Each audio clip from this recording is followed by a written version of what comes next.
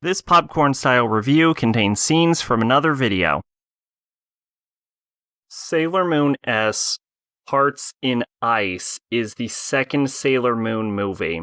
A meteor comet thing from space carrying an evil ice entity arrives in Earth to, I think, acquire a crystal or some shit. And she's trying to freeze the entire planet, which marks the third time that the outer Sailor Scouts have failed to prevent an entity from entering the solar system, even though that's their literal job. I think this movie probably takes place after the Holy Grail is discovered, because Sailor Moon uses the Holy Grail to transform into Super Sailor Moon. But we also see that Uranus, Neptune, and Pluto are also working together, so I think it takes place after the death of Udiel, when they're trying to discover who the Messiah of Silence is. But I think it takes place before Hodoro is defeated, because Pluto's still alive, and Pluto should be dead at this point.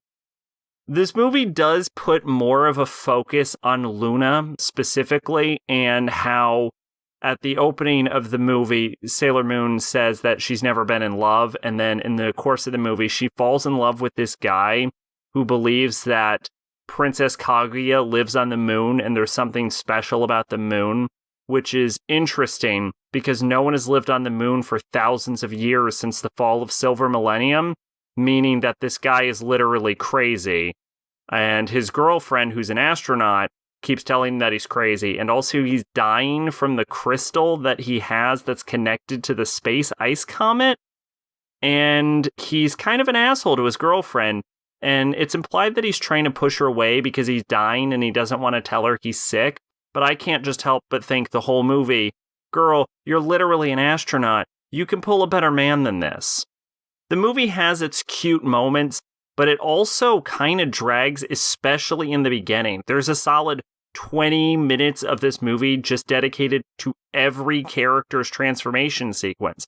We have Sailor Moon, Mercury, Venus, Mars, Jupiter, Uranus, Neptune, Pluto, Chibiusa transforms, and we have a Super Sailor Moon transformation. That's 11 transformations. There's also a sequence where Mamoru pretends to be Santa Claus. I don't even know why. He pretends to be Santa Claus for like a full minute before he's like, behold, I'm Tuxedo Mask.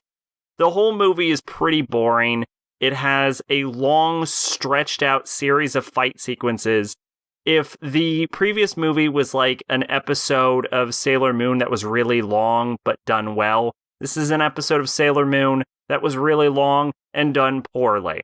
It's just long fight sequences and transformation sequences, and it doesn't really go anywhere interesting, although there is an implied romance between Artemis and Luna at the end of it. So that's cute.